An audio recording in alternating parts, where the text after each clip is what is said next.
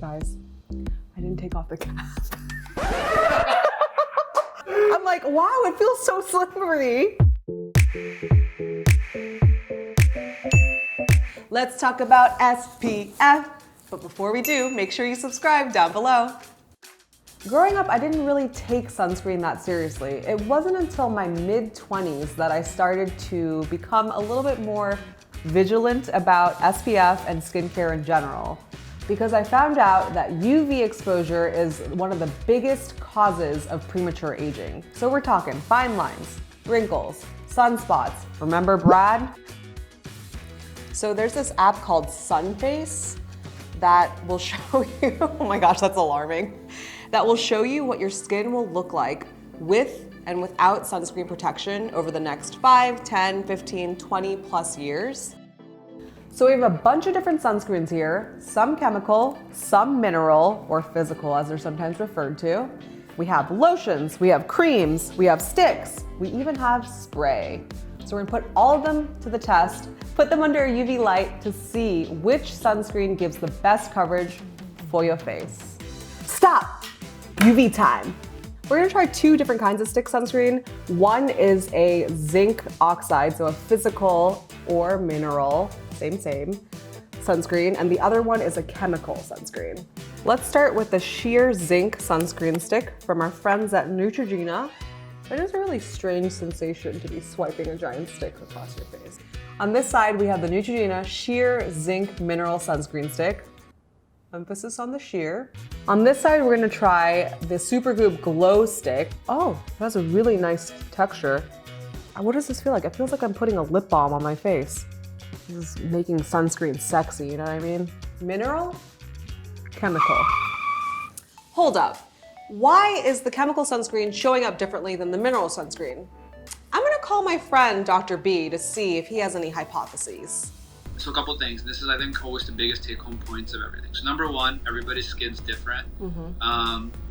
I think, like I always tell people, when it comes to moisturizer, sunscreen, buy all of them in the beginning. Do it once, try them all, figure out which one you like, and then you're kind of set for life. Physical sunscreens tend to be better for you in terms of they deflect the UV rays. They tend to have better kind of overall protection.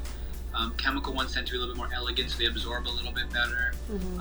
They tend to be a little bit more water resistant. So I always say, if you're going to be out in the sun, you have to pick, go physical.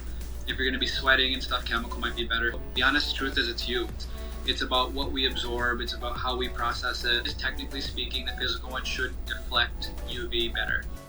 Okay, to sum up, a chemical sunscreen absorbs UV rays and scatters the light, whereas a physical sunscreen creates a physical barrier and reflects the light off. That said, you are going to be using the two differently. With a chemical sunscreen, you want to make sure that you put it on at least 30 minutes before you head out the door. That way it has time to absorb, whereas the physical sunscreen, you put it on and it immediately forms that protective layer. Knowing that the physical sunscreen is going to show up differently from the chemical sunscreen under the UV camera, we're going to judge the sunscreens by how well they go on, and at the end, we're going to pick one chemical sunscreen and one physical sunscreen that is the best for your face. Because, as Dr. B said, there are pros and cons for each type. Okay, let's get back into it. Third, lotion. Supergoop Glow Screen SPF 40 with broad spectrum protection. Wearing the glow screen on the glow up. It goes on really smooth and evenly. It's easy to spread all over my face. Like, imagine warm butter across a loaf of bread. It has avobenzone, octisalate, and octocrylene, which is my favorite to say. Those are the three active ingredients that protect your skin against the sun. Fourth, lotion, La Roche-Posay and Thelios Tinted Mineral Sunscreen, SPF 50, UVA and UVB protection, plus antioxidant. Ooh, very liquidy. Now this one's a bit more liquidy when you first put it on, so make sure you give it a good shake before you apply it to your face. That said, it's also extremely lightweight, and I could see how this would be good for someone who has oily or even combination skin. Also, I like that it has a slight tint to it, which ensures that you won't get that chalky finish. And also, I like wearing this on days when I don't feel like wearing makeup. It just gives a slight tint to even out my skin. And it just feels light on your skin. You don't feel like that, like, oh, sunscreen feeling. Fifth, Spray, Neutrogena Ultra Sheer Face Mist, Broad Spectrum SPF 55. A mist is good because you could use it on bare skin or on top of your makeup for touch-ups. The mist has surprisingly good coverage, but as you can see, you have to use a lot more of it than you think. At the scene of the crime. Personally, I would use another sunscreen as my base and use the mist as a touch-up throughout the day. Last but not least, cream, Coola Mineral Sunsilk Moisturizer, SPF 30, Broad Spectrum Protection. This one's definitely heavier than the other ones I've tested, but it's also because the formula is a true moisturizer that also happens to have sun protection. That said, I love the way that this feels on my face. It is drinking it right up. User experience, 10 out of 10.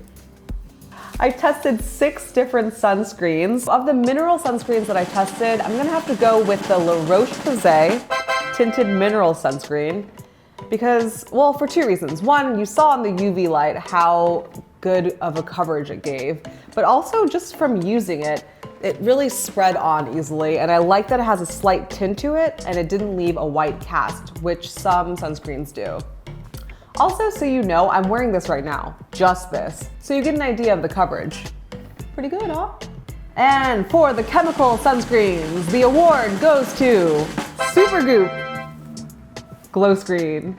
So what I really liked about this one is that, true to its name, it did leave a nice little glow, and it spread really evenly on, and as we saw, under the light, it gave a really nice coverage.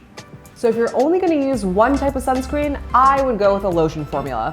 And whether you choose chemical or mineral, make sure you wear it every single day, rain or shine. We don't want any Bradley Juniors popping up.